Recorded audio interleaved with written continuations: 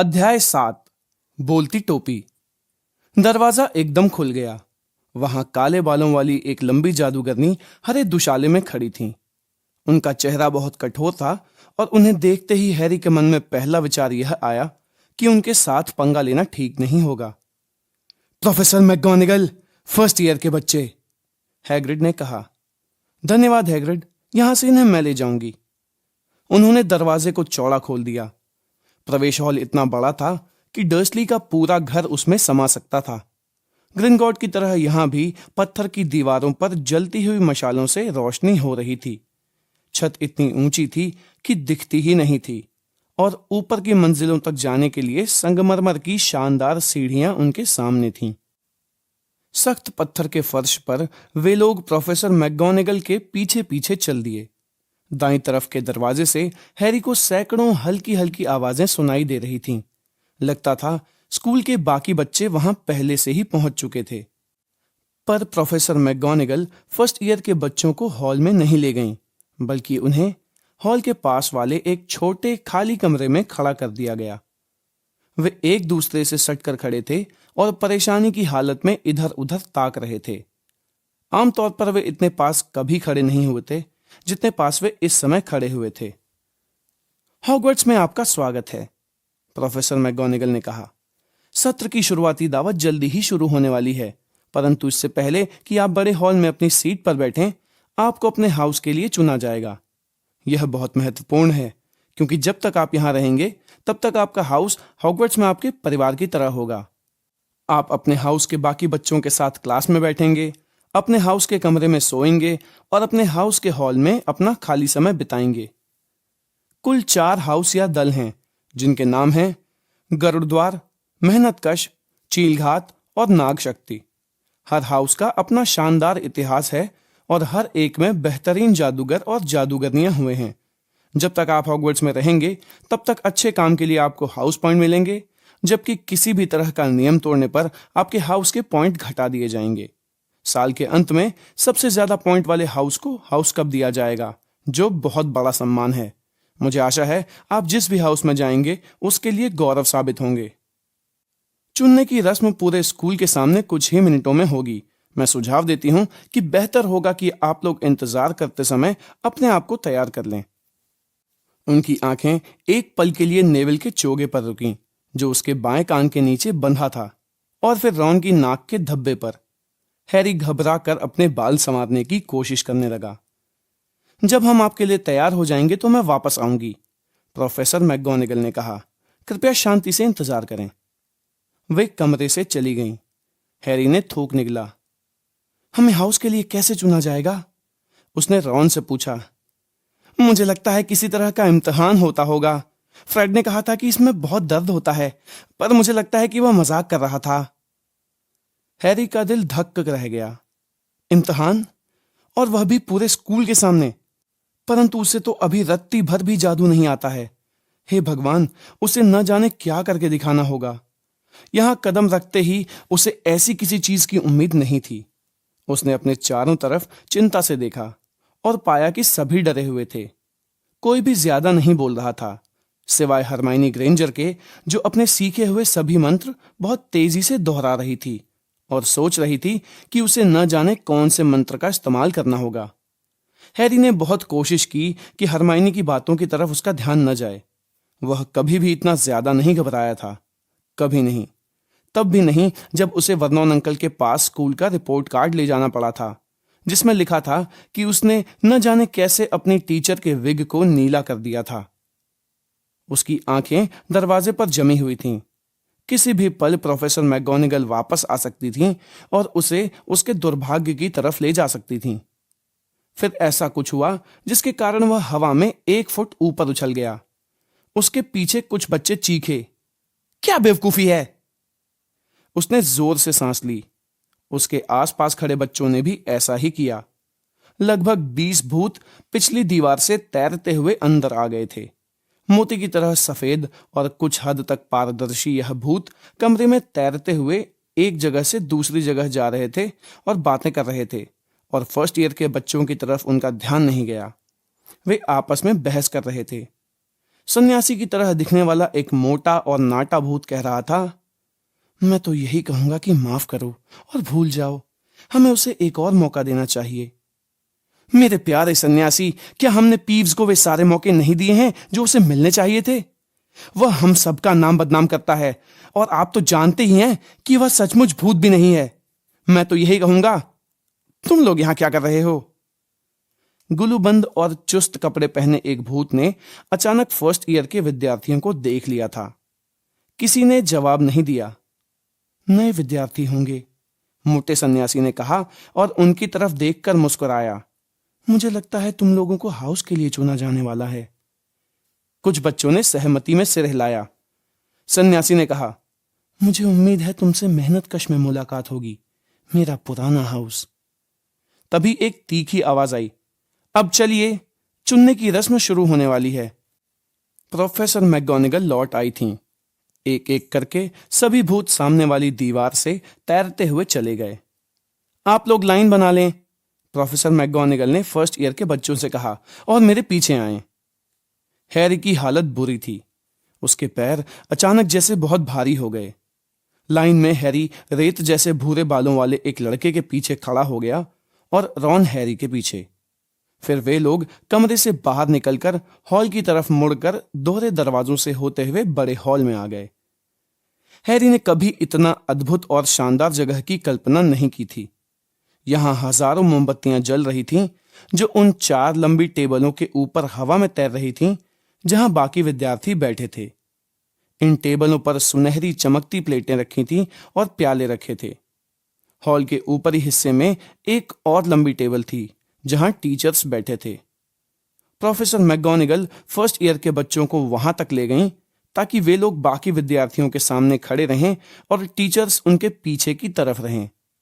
उन लोगों को घूरने वाले सैकड़ों चेहरे मोमबत्तियों की हिलती हुई रोशनी में पीली लालटेनों की तरह दिख रहे थे।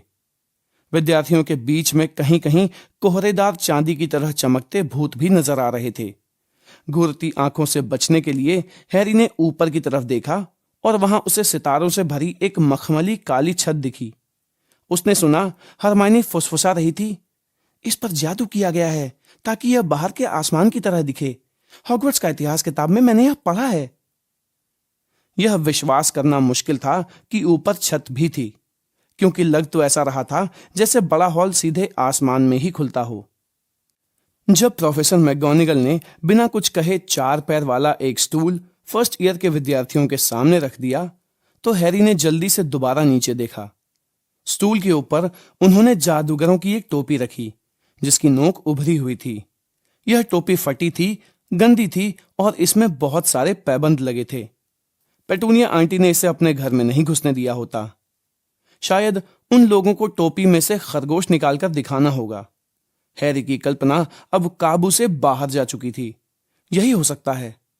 उसने देखा कि हॉल में बैठे सभी लोग टोपी की तरफ घूर रहे थे, इसलिए वह भी उसकी तरफ घूरने लगा।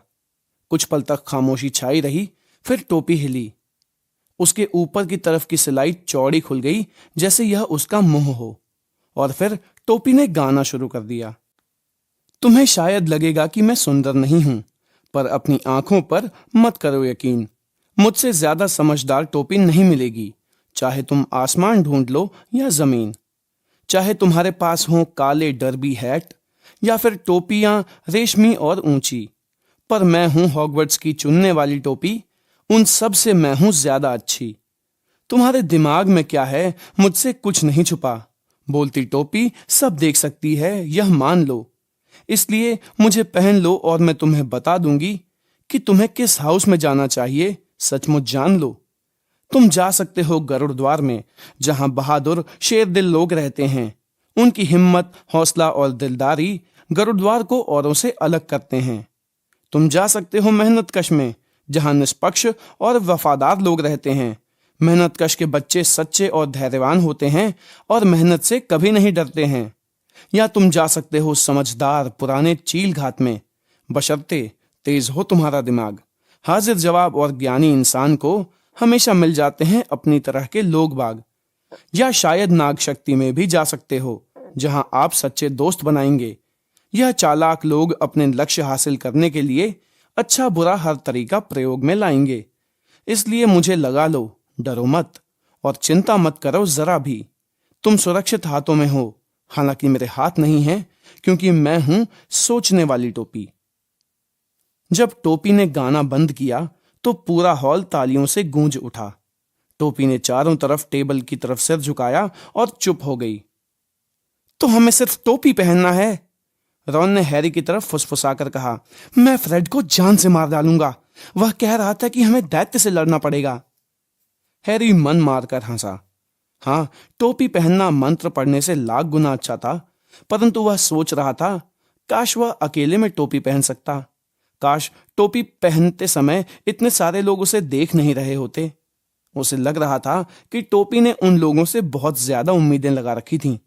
हैरी को उस वक्त लग रहा था कि न तो वह बहादुर है, न ही हाजिर जवाब या बुद्धिमान।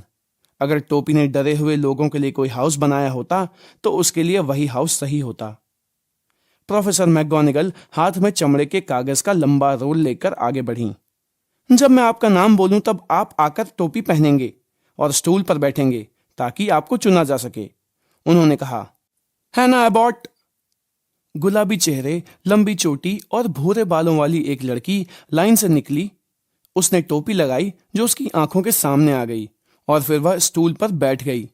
एक पल के बाद टोपी चिल्लाई, मेहनत कश। जब हैना दाहिनी तरफ की मेहनत कश टेबल पर बैठने के लिए गई तो वहां से तालियों की और खुशी से चिल्लाने की आवाजें आईं। हैरी ने देखा कि मोटे सन्यासी का भूत हाना की तरफ देखकर खुशी से हाथ हिला रहा था। सूजन बोन्स, मेहनत कश।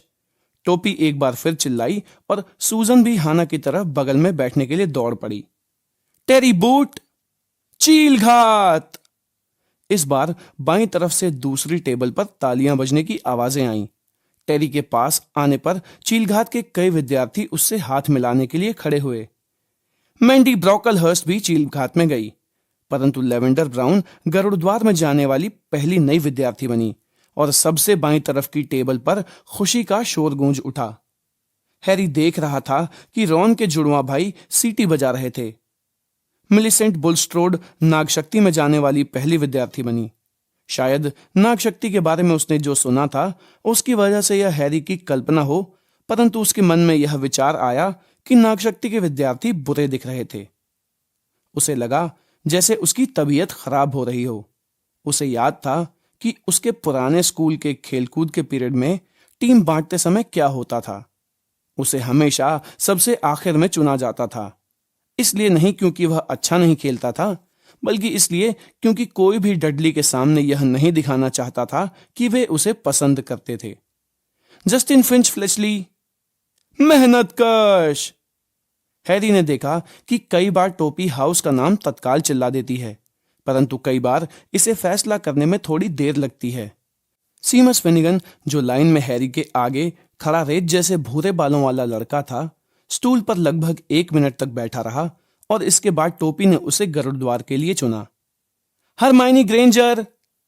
हरमाइनी लगभग दौड़ती हुई स्टूल तक गई और उसने उत्सुकता से टोपी को अपने सिर पर रख लिया। गरुड़द्वार, टोपी चिल्लाई। रॉन के मुंह से आह निकल गई। हैरी के मन में एक भयानक विचार आया, क्योंकि जब कोई बहुत घबराया होता है तो उसके मन में हमेशा भयानक विचार ही आते हैं। क्या होगा अगर उसे चुना ही न जाए?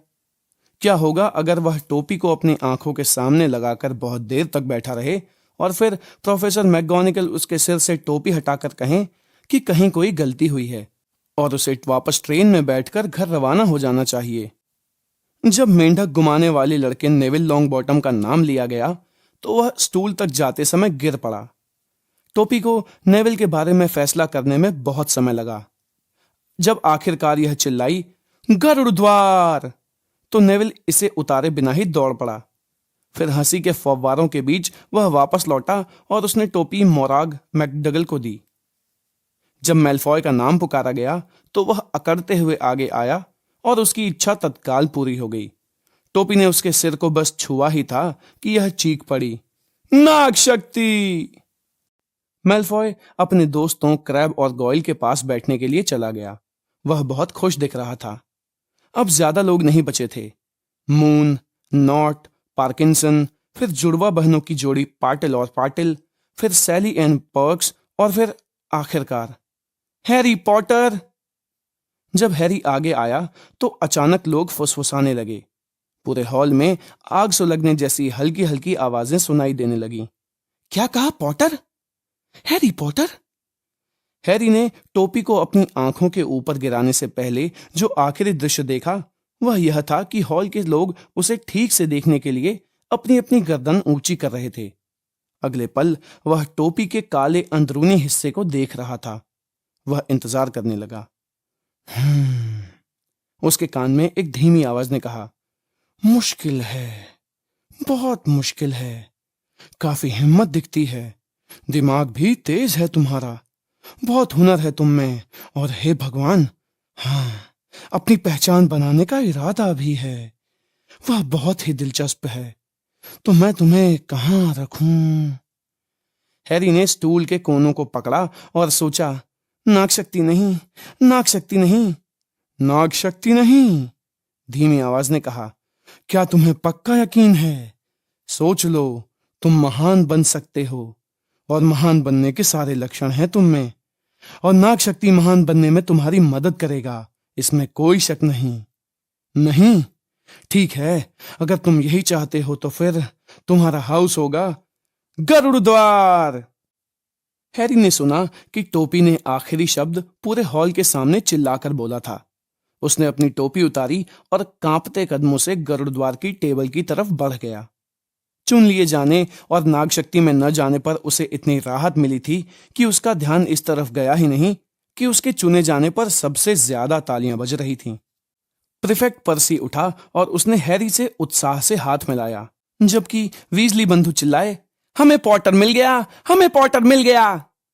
हैरी उस गुलूबंद पहने भूत के सामने बैठ गया जिसे वह पहले देख चुका था। भूत ने उसकी बांह थपथपाई और हैरी को अचानक ऐसा भयानक एहसास हुआ जैसे उसने अपना हाथ बर्फ के पानी से भरी बाल्टी में डाल दिया हो। अब वह ऊंची टेबल को ठीक तरह से देख सकता था। उसके सबसे करीब वाले कोने पर हैग्रिड बैठा था। हैरी और हैग्रिड की आंखें जब मिलीं तो हैग्रिड ने अपना अंगूठा ऊपर करके उसे बधाई दी। हैरी जवाब में मुस्कुराया और वहां ऊंची टेबल के बीचों बीच एक बड़ी सुनहरी कुर्सी पर एल्बस डंबलडोर बैठे थे। हैरी ने उन्हें तत्काल पहचान लिया क्योंकि वह ट्रेन में चॉकलेट के मेंढक वाले कार्ड में उनकी फोटो देख चुका था। डंबलडोर के चांदी जैसे बाल पूरे हॉल में इकलौती ऐसी चीज थे जो भूतों जितने चमक रहे थे। हैरी ने प्रोफेसर क्वेरेल यानी उस घबराए हुए युवक को भी पहचान लिया जिनसे वह रिश्ती कढ़ाई में मिल चुका था। बड़ी बैंगनी पगड़ी में वे बहुत अजीब दिख रहे थे। और अब चुने जाने के लिए सिर्फ 3 लोग ही बचे थे। लीसा टर्पिन चील घात में गई और फिर रॉन की बारी आई। रॉन का चेहरा अब तक पीला हो चुका था। हैरी ने टेबल के नीचे अपनी उंगलियां आपस में बांध लीं और 1 सेकंड बाद टोपी चिल्लाई, गरुड़ द्वार। जब रॉन उसके पास वाली कुर्सी में धम्म से बैठा तो बाकी लोगों के साथ हैरी ने भी जोर जोर से तालियां बजाईं। बहुत अच्छे रॉन, शाबाश, पर्सी वीजली ने बड़प्पन से कहा। फिर ब्लेज जैबिनी को नाग शक्ति के लिए चुन लिया गया। प्रोफेसर मैकगोनागल ने चमड़े के कागज का रोल मोड़ा और बोलती टोपी उठाकर ले गईं। हैरी ने अपनी सुनहरी खाली प्लेट की तरफ देखा। उसे अब जाकर ध्यान आया कि वह कितना भूखा था। उसे लग रहा था जैसे कद्दू की पेस्ट्री खाए हुए सदियां बीत चुकी थीं। तभी एल्बस डंबलडोर खड़े हुए। वे विद्यार्थियों की तरफ देखकर मुस्कुरा रहे थे। उनकी बाहें चौड़ी खुली हुई थीं, जैसे उन लोगों को देखने से बढ़कर खुशी दुनिया में और कोई हो ही नहीं सकती थी। स्वागत है, उन्होंने कहा, हॉगवर्ट्स के नए साल में स्वागत है। इससे पहले कि हम लोग दावत शुरू करें, मैं कुछ शब्द कहना चाहूंगा, और यह रहे शब्द उल्लू, चर्बी, छुटपुट, चिकोटी। धन्यवाद। वे बैठ गए। सबने खुश होकर तालियां बजाईं। हैरी की समझ में नहीं आया कि हंसना चाहिए या नहीं। क्या वे थोड़े से पागल हैं? हैरी ने पर्सी से दुविधा में कहा। पागल? पर्सी ने गर्व से कहा, वे जीनियस हैं, दुनिया के बेहतरीन जादूगर। पर हाँ, वे थोड़े खिसके हुए जरूर हैं। आलू लोगे हैरी? हैरी का मुंह खुला रह गया। उसके सामने की प्लेटें अब भोजन से भरी हुई थीं। उसने इतनी सारी मनपसंद चीजें एक ही टेबल पर कभी नहीं देखी थीं। Roast beef, roast chicken, pork chops और लैम चॉप्स, कबाब, बेकन और स्टेक, उबले आलू, भुने आलू, चिप्स, यॉर्कशायर पुडिंग, मटर गाजर ग्रेवी, केचप और किसी अजीब कारण से मिंट कैंडी। डर्सली परिवार में हैरी को पूरी तरह भूखा तो नहीं रखा जाता था, परंतु उसे उसकी पसंद का खाना मिल ही नहीं पाता था। हैरी को जो चीज सचमुच चाहिए होती थी उसे हमेशा डडली ले लेता था, चाहे उसे खाने के बाद वह बीमार ही क्यों न पड़ जाए। हैरी ने अपनी प्लेट में मिंट कैंडी को छोड़कर बाकी सभी चीजें थोड़ी थोड़ी ले लीं और खाने पर टूट पड़ा। सब चीजें बहुत स्वादिष्ट थीं। देखकर अच्छा लगता है, गुलबंद पहने भूत ने दुख भरी आवाज में कहा, जो हैरी को अपना स्टीक काटते हुए देख रहा था। क्या आप नहीं खा सकते? मैंने पिछले 400 सालों से कुछ नहीं खाया है, भूत ने कहा। जाहिर है मुझे इसकी जरूरत नहीं है, परंतु फिर भी इसकी कमी अखरती है। मुझे नहीं लगता कि मैंने अपना परिचय दिया है। सर निकोलस डे मिस्सी पॉपिंगटन, गरुड़द्वार टावर का भूत। मैं जानता हूं आप कौन हैं, रॉन ने अचानक कहा। मेरे भाइयों ने मुझे आपके बारे में बताया था। आप लगभग सरकटे निक हैं। मैं चाहूंगा कि तुम मुझे सर निकोलस डे मिस्सी के नाम से बुलाओ, भूत ने थोड़ा तन कर कहा। परंतु रेत जैसे बालों वाला लड़का सीमस फिनिगन बीच में बोल पड़ा। लगभग सिर कटे? कोई आदमी लगभग सिर कटा कैसे हो सकता है? सर निकोलस का मूड उखड़ गया। ऐसा लग रहा था जैसे यह चर्चा उस रास्ते पर नहीं जा रही थी जिस रास्ते पर वे इसे ले जाना चाहते थे। इस तरह, उसने चिढ़ते हुए कहा। उसने अपना बायां कान पकड़ा और उसे झटका दिया। उसका पूरा सिर गर्दन के पास से लटक गया और कंधों पर गिर गया, मानो यह किसी कब्जे पर झूल गया हो। साफ साफ दिख रहा था कि किसी ने उसका सिर काटने की कोशिश की थी, परंतु उसने यह काम ठीक तरह से नहीं किया था। उनके चेहरे पर आश्चर्य के भाव देखकर लगभग सिरकटे निक ने खुश होकर अपने सिर को वापस अपनी गर्दन पर लगा लिया और खांसते हुए कहा, तो गरुड़द्वार के नए विद्यार्थियों, मुझे आशा है कि इस साल हाउस चैंपियनशिप जीतने में तुम हमारी मदद करोगे। गरुड़द्वार इतने लंबे समय तक बिना जीते कभी नहीं रहा। नाग शक्ति लगातार 6 साल से कब जीत रहा है। खूनी नवाब को सहन करना अब मुश्किल होता जा रहा है। वह नाग शक्ति का भूत है। हैरी ने नाग शक्ति की टेबल की तरफ देखा। वहां पर एक भयानक भूत बैठा था जिसकी घूरती आंखें भावहीन थीं। चेहरा दुबला था और कपड़े चांदी जैसे खून से रंगे हुए थे। हैरी को देखकर खुशी हुई कि वह भूत मैलफॉय के ठीक पास बैठा था, जो इस बैठक व्यवस्था से खास खुश नहीं लग रहा था। उसके कपड़ों पर इतना खून कैसे लगा हुआ है? सीमस ने बहुत दिलचस्पी से पूछा। मैंने कभी नहीं पूछा, लगभग सिर कटे निक ने नजाकत से कहा। जब सबने भरपेट खा लिया तो बचा हुआ खाना उनकी प्लेटों से गायब हो गया और प्लेटें पहले की तरह चमकने लगीं। एक पल बाद पुडिंग्स सामने आ गईं। हर स्वाद की आइसक्रीम मौजूद थी। Apple pie, treacle pastry, chocolate eclairs और jam donuts, sponge cake, strawberries, jelly, rice pudding. जब हैरी ने ट्रिकल पेस्ट्री खाना शुरू किया तो चर्चा उनके परिवारों की तरफ मुड़ गई। मैं मिला जुला हूं, सीमस ने कहा। मेरे डैडी मगलू हैं और मम्मी जादूगरनी। मम्मी ने तो अपने जादूगरनी होने की बात उन्हें तब तक नहीं बताई जब तक उनकी शादी नहीं हो गई। यह सुनकर उनके तो होश उड़ गए। बाकी लोग हंसे। और तुम नेविल, रॉन ने कहा।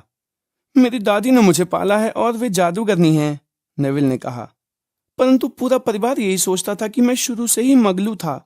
एल्गी दादाजी हमेशा मुझे असावधान पाने की कोशिश करते रहे ताकि मुझसे जादू का कोई सबूत हासिल कर लें। उन्होंने एक बार ब्लैकपूल पायर के किनारे से धक्का दे दिया था। मैं लगभग डूब गया, परंतु तब तक कुछ नहीं हुआ जब तक मैं 8 साल का नहीं हो गया। एक दिन एल्गी दादाजी चाय पर घर आए और वे मेरे पैर पकड़कर मुझे ऊपर वाली मंजिल की खिड़की से लटका रहे थे। तभी एनेट दादी ने उन्हें खाने के लिए केक दिया। ध्यान भट जाने के कारण एल्गी दादाजी ने मुझे छोड़ दिया, परंतु मैं उछलकर नीचे गया, पूरे बगीचे और सड़क तक। वे लोग सचमुच खुश थे। दादी तो इतनी खुश हुई कि रोने लगी, और जब मुझे स्कूल में दाखिला मिला तो उनके चेहरे देखने लायक थे। वे सोच रहे थे कि मुझ में यहाँ आने जितना जादू नहीं होगा। एल्गी दादाजी तो इतने खुश हुए कि उन्होंने मुझे मेंढक खरीद कर दिया। हैरी के दूसरी तरफ पर्सी वीजली और हरमाइनी पढ़ाई के बारे में बातें कर रहे थे। मुझे आशा है कि वे लोग तत्काल पढ़ाई शुरू कर देंगे। सीखने को कितना कुछ है। मेरी रुचि खास तौर पर रूप परिवर्तन में है, यानी किसी चीज को दूसरी चीज में बदलना। जाहिर है इसे बहुत कठिन समझा जाता है। शुरुआत में तुम्हें छोटी चीजें सिखाई जाएंगी, जैसे माचिस की तीली को सुई में बदलना और इसी तरह की चीजें। हैरी के शरीर में अब पर्याप्त गर्मी आ चुकी थी और उसे नींद आ रही थी। उसने एक बार फिर ऊंची टेबल की तरफ देखा। हैग्रिड अपने प्याले में से कुछ पी रहा था। प्रोफेसर मैगोनिगल प्रोफेसर डंबलडोर से बातें कर रही थीं। अजीबोगरीब पगड़ी पहने प्रोफेसर क्विरिल एक टीचर से बात कर रहे थे। उस टीचर के बाल काले और चिपचिपे थे, नाक मुड़ी थी और चमड़ी पीली थी। यह एकदम अचानक हुआ। मुड़ी नाक वाले टीचर ने क्विरिल की पगड़ी के पास से हैरी की आंखों में सीधा देखा और हैरी के माथे के निशान में तेज तीखा दर्द हुआ। आउच! हैरी ने अपना हाथ जोर से अपने सिर पर ठोंका। क्या हुआ? पर्सी ने पूछा। कुछ नहीं। दर्द जिस तरह अचानक आया था उसी तरह अचानक चला भी गया, परंतु टीचर की नजरों से हैरी को जो एहसास हुआ था उसे दूर हटाना इतना आसान नहीं था। यह एहसास कि वे हैरी को बिल्कुल पसंद नहीं करते थे। प्रोफेसर क्विरिल से बात करने वाली टीचर कौन है? उसने पर्सी से पूछा। अच्छा, तो तुम क्विरिल को पहले से ही जानते हो। कोई हैरानी नहीं कि क्विरिल इतने घबराए हुए हैं, क्योंकि वे प्रोफेसर स्नेप से बातें कर रहे हैं। प्रोफेसर स्नेप जादुई काढ़े का विषय पढ़ाते हैं, परंतु वे यह विषय नहीं पढ़ाना चाहते। सबको मालूम है कि वे क्विरिल की जगह पढ़ाना चाहते हैं। गुप्त कलाओं के बारे में स्नेप को बहुत ज्यादा ज्ञान है। हैरी ने कुछ समय तक स्नेप को देखा, पर स्नेप ने दोबारा उसकी तरफ नहीं देखा और फिर अंत में पुडिंग्स भी गायब हो गईं और प्रोफेसर डंबलडोर एक बार फिर खड़े हुए। हॉल में खामोशी छा गई। अच्छा, अब जब हमने खा पी लिया है तो मैं कुछ कहना चाहूंगा। साल के शुरू में आपको कुछ बातें बताना चाहता हूं। फर्स्ट ईयर के बच्चे यह ध्यान रखें कि अंधेरे जंगल में किसी हालत में कोई छात्र नहीं जाएगा, और हमारे कुछ सीनियर विद्यार्थी भी इसका ध्यान रखें तो बेहतर होगा। डंबलडोर की चमकती आंखें वीजली बंधुओं की दिशा में मुड़ गईं।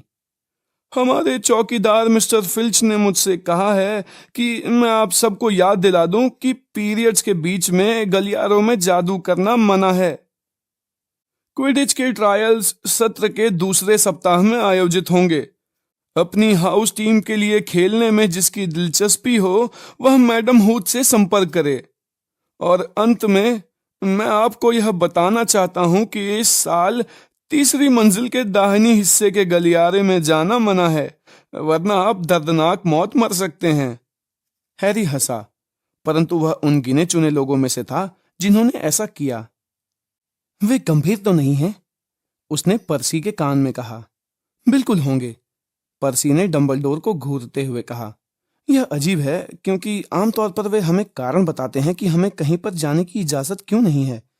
सब जानते हैं कि जंगल में खतरनाक जानवर हैं। मुझे लगता है कम से कम उन्हें हम प्रीफेक्ट्स को तो कारण बताना चाहिए था। और अब इससे पहले कि हम बिस्तर पर जाएं, हम अपने स्कूल का गीत गाएंगे, डंबलडोर चिल्लाए। हैरी ने देखा कि बाकी टीचर्स की मुस्कुराहटें थोड़ी सिमट गईं। डंबलडोर ने अपनी छड़ी को हल्का सा झटका, जैसे वह इसके सिरे से मक्खी भगाना चाहते हों। एक लंबी सुनहरी रिबन छड़ी से बाहर निकली, जो टेबलों के ऊपर उठी और सांप की तरह लहराते हुए शब्दों में बदल गई। सब अपनी अपनी मनपसंद धुन चुन लें, डंबलडोर ने कहा, और अब हम शुरू करते हैं। और स्कूल में यह शब्द गूंज उठे। हॉगवर्ट्स हॉगवर्ट्स हॉगी वॉटी हॉगवर्ट्स, हमें कुछ सिखाओ मेहरबानी करके, चाहे हम बूढ़े और गंजे हों या छिले घुटनों वाले लड़के, हमारे सिर में तुम भर दो थोड़ा दिलचस्प ज्ञान, क्योंकि अभी हमारी खोपड़ी में सिर्फ हवा भरी है और है मरी मक्खियां तथा कचरे जैसा सामान। हमें सिखाओ जाने लायक चीजें या याद दिलाओ जो हम हैं भूल चुके। अपनी बेहतरीन कोशिश करो, बाकी हम कर लेंगे और सीखेंगे जब तक कि हमारा दिमाग ना पक जाए। हर एक ने यह गीत अलग अलग समय पर खत्म किया। अंत में केवल वीजली बंधु ही बहुत धीमे राग में गा रहे थे। डंबलडोर ने अपनी छड़ी से उनकी आखिरी लाइनों का संचालन किया। गीत खत्म होने पर बाकी लोगों ने तालियां बजाईं और डंबलडोर ने सबसे तेज ताली बजाई। आहा, संगीत! उन्होंने अपनी आंखें पोंछते हुए कहा। हम यहां जो जादू करते हैं उससे भी बड़ा जादू। और अब सोने का समय। अब आप यहां से चल दीजिए। गुरुद्वार के फर्स्ट ईयर के विद्यार्थी बातें करते भीड़ के बीच से गुजरते हुए पर्सी के पीछे पीछे चल दिए। वे लोग बड़े हॉल से बाहर निकले और संगमरमर की सीढ़ियों पर चढ़ने लगे। हैरी के पैर एक बार फिर बहुत भारी हो रहे थे, परंतु सिर्फ इसलिए क्योंकि वह बहुत थका हुआ था और उसने ज्यादा खा लिया था। उसे इतनी नींद आ रही थी कि उसे यह देखकर भी हैरानी नहीं हुई कि गलियारों में लगी तस्वीरों के लोग कानाफूसी कर रहे थे और उनके पास से गुजरते समय इशारे भी कर रहे थे। जब पर्सी 2 बार उन्हें ऐसे दरवाजों से ले गया जो फिसलने वाली पैनल और झूलते हुए पर्दों के पीछे छुपे थे, तो भी उसे कोई हैरानी नहीं हुई। सभी बच्चे जम्हाई लेते हुए और अपने पैरों को घसीटते हुए सीढ़ियों पर चढ़ रहे थे, पर सीढ़ियां थीं कि खत्म ही नहीं हो रही थीं। हैरी सोच रहा था अभी उन्हें कितनी दूर और जाना पड़ेगा कि तभी अचानक वे रुक गए। छड़ियों का एक गट्ठर बीच हवा में उनके सामने तैर रहा था और जब पर्सी आगे की तरफ बढ़ा तो गट्ठर छड़ियों को एक एक करके उनकी तरफ फेंकने लगा। पीव्स है, पर्सी ने फर्स्ट ईयर के विद्यार्थियों को फुसफुसाकर बताया। एक भूत, उसने ऊंची आवाज में कहा। पीव्स, सामने आओ। जवाब में एक तेज और बेहुदा आवाज आई, जैसे गुब्बारे में से हवा निकल गई हो। क्या तुम चाहते हो कि मैं खूनी नवाब को बुलाऊं? फटाक जैसी आवाज हुई और कुटिल काली आंखें तथा चौड़े मुंह वाला एक नाटा आदमी सामने आया, जो हवा में पैर सिकोड़कर तैर रहा था और छड़ियों का गट्ठर पकड़े हुए था। उसने बुरी सी खिलखिलाहट के साथ कहा। फर्स्ट ईयर के बच्चे, इली ली ली ली, कितनी मजेदार बात है। वह अचानक उनकी तरफ झपटा। सबने अपने अपने सिर झुका लिए। दूर हटो पीव्स, वरना मैं नवाब को इस बारे में बता दूंगा। मैं सचमुच बता दूंगा, पर्सी ने गरजते हुए कहा। पीव्स ने अपनी जीभ बाहर निकाली और गायब हो गया, परंतु जाते जाते वह छड़ियों को नेविल के सिर पर गिराता हुआ गया। उन्होंने उसे दूर जाते हुए सुना और जाते जाते वह सजावटी जिरह भक्तरों से टकराता हुआ गया। जब वे दोबारा चलने लगे तो पर्सी बोला, तुम्हें पीव्स से बचकर रहना पड़ेगा। खूनी नवाब ही है जो उसे काबू में रख सकता है। वह हम प्रीफेक्ट्स तक की नहीं सुनता। लो, हम आ गए। गलियारे के आखिरी सिरे पर गुलाबी रेशम की पोशाक में एक बहुत मोटी औरत की तस्वीर टंगी थी। पासवर्ड, उसने पूछा। कैपर ड्रैकोनस, पर्सी ने कहा। तस्वीर आगे की तरफ झुकी और दीवार में एक गोल छेद दिखाई दिया। वे सब उसमें घुस गए। नेविल को एक पैर उठाने के लिए सहारे की जरूरत पड़ी और उन लोगों ने खुद को गुरुद्वार के हॉल में पाया। यह गद्देदार कुर्सियों से भरा शानदार गोल कमरा था। पर्सी ने लड़कियों को एक दरवाजे से उनके कमरे तक पहुंचाया और लड़कों को दूसरे दरवाजे से उनके कमरे तक। सरपीली सीढ़ियों के सबसे ऊपर वाले सिरे पर पहुंचने के बाद जाहिर था कि वे टावर में पहुंच चुके थे। उन्होंने आखिरकार अपने बिस्तर खोज लिए। 5 पलंग लगे थे, जिन पर गहरे लाल मखमल के पर्दे थे। उनके संदूक पहले ही आ चुके थे। वे इतने थके हुए थे कि बात करने का तो सवाल ही नहीं उठता था। उन्होंने अपना अपना पायजामा पहना और बिस्तर पर लुढ़क गए। खाना शानदार था, है ना? रॉन ने पर्दे के पीछे से हैरी से बुदबुदाकर कहा। दूर हटो स्कैबर्स, वह मेरी चादर कुतर रहा है। हैरी रॉन से पूछने वाला था कि क्या उसने ट्रिकल पेस्ट्री खाई थी, परंतु इससे पहले कि वह यह पूछ पाता, हैरी तत्काल सो गया। शायद हैरी ने कुछ ज्यादा ही खा लिया था, क्योंकि उसने एक अजीब सपना देखा। वह प्रोफेसर क्विरिल की पगड़ी पहने था, जो उससे बातें कर रही थी और उसे बता रही थी कि उसे तत्काल नागशक्ति में जाना पड़ेगा, क्योंकि यही उसकी तकदीर में लिखा है। हैरी ने पगड़ी को बताया कि वह नागशक्ति में नहीं रहना चाहता। पगड़ी भारी होती चली गई। हैरी ने उसे उतार कर फेंकने की कोशिश की, परंतु पगड़ी उसके सिर पर कसती चली गई, जिससे उसे दर्द होने लगा। और फिर वहां पर मैल्फॉय दिखा, जो उसे पगड़ी से जूझते देखकर उस पर हंस रहा था। फिर मेलफॉय मुड़ी नाक वाले टीचर यानी स्नेप में बदल गया, जिसकी हंसी ऊंची और ठंडी होती चली गई। हरी रोशनी की एक चकाचौंध हुई और हैरी पसीना पसीना होकर कांपते हुए जाग गया। उसने करवट बदली और वह फिर से सो गया। जब वह अगले दिन जागा तो इस सपने को पूरी तरह से भूल चुका था।